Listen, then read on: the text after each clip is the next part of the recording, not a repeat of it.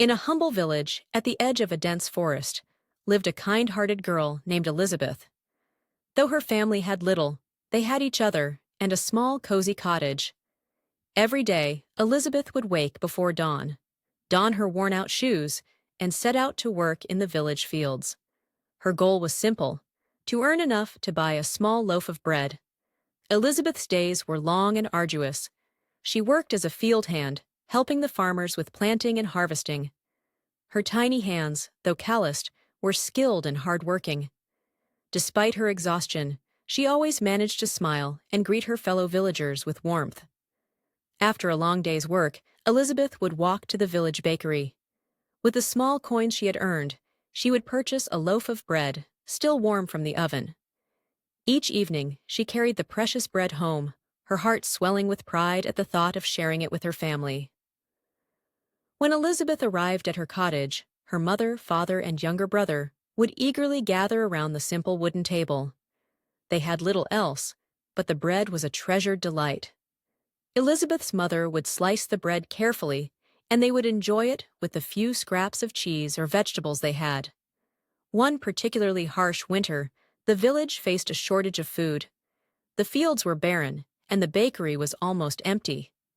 Elizabeth worked harder than ever, but the pay was meager.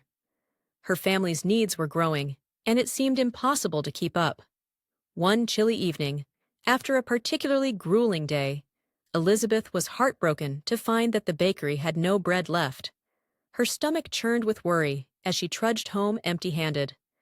When she walked through the door, her family greeted her with concerned eyes. "I'm so sorry," Elizabeth said, her voice trembling. "There's no bread tonight." Her father took her hand and gave it a reassuring squeeze. "It's all right, Elizabeth. We have each other, and that's more than enough." Elizabeth's mother wrapped her in a warm embrace. "We're proud of you, my dear. You've given us so much more than bread. You've given us hope and love." As they sat together, the cold winter wind howling outside, Elizabeth's younger brother tugged at her sleeve. "I have something for you," he said, his small hands holding out a tiny piece of bread that he had saved from his own portion. Elizabeth's eyes filled with tears as she took the bread and shared it with her family. Though it was small, the gesture warmed their hearts more than any loaf ever could. They sat together, sharing stories and laughter, feeling the warmth of their love and unity.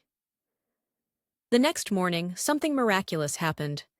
The villagers, moved by Elizabeth's kindness and dedication, came together to support her family. They brought baskets of food, including loaves of bread, fresh vegetables, and other essentials. The village's generosity ensured that Elizabeth's family would never go hungry again. From then on, Elizabeth and her family were never in want. And although they continued to work hard, they were never alone in their struggles. Elizabeth's selflessness and the kindness of her fellow villagers had transformed their lives, proving that even the smallest acts of compassion could create miracles. And so, in the heart of the village, Elizabeth's story became a symbol of hope and generosity, reminding everyone that love and sharing could overcome even the toughest challenges. In the heart of the enchanted forest of Twinkles, there was a tiny fairy named Limmy, who had a unique and magical talent. Limmy was known for her dazzling dance performances atop flickering candles. Each evening, as the sun dipped below the horizon and twilight blanketed the forest, children from the nearby village would gather around to witness Limmy's mesmerizing dance. Limmy had delicate, gossamer wings that sparkled like the stars. She wore a gown made of moonlight and stardust, which shimmered brilliantly in the candlelight. The candles she danced on were no ordinary candles. They were enchanted, casting a soft, warm glow that made the night come alive with magic. Every day at dusk, children named Mia, Liam, and Zoe would rush to the edge of the forest, eagerly awaiting the start of Limmy's performance. They would find their favorite spot on a grassy knoll, where they could see the candles lined up in a perfect row. One crisp evening, as the sky turned a deep shade of purple, the children arrived at their usual spot.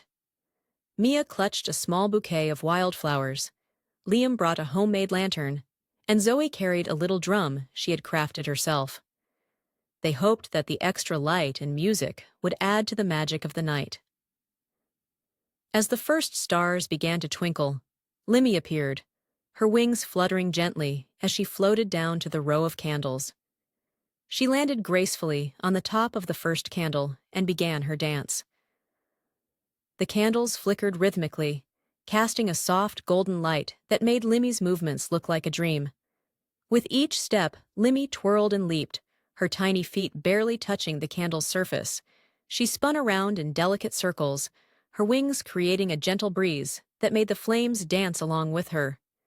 The children watched in awe as Limmy's dance wove patterns of light and shadow across the forest floor. Mia, Liam, and Zoe clapped softly, their faces glowing with delight. Liam's lantern added a warm, amber light that enhanced the enchanted scene, and Zoe's drumbeat accompanied Limy's graceful moves, creating a rhythm that seemed to guide her dance.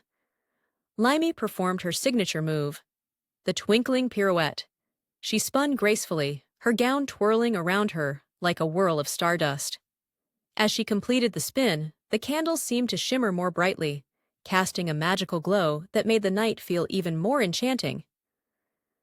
As the dance reached its finale, Limy floated to the top of the last candle, where she paused and spread her wings wide. The children held their breath as she performed a final dazzling leap, creating a shower of sparkles that filled the air with a gentle, glittering light. The performance ended with Limy taking a graceful bow, her wings fluttering in a soft breeze. The children erupted in applause, their cheers echoing through the forest. "Thank you, Limmy," Mia called out, her voice filled with wonder.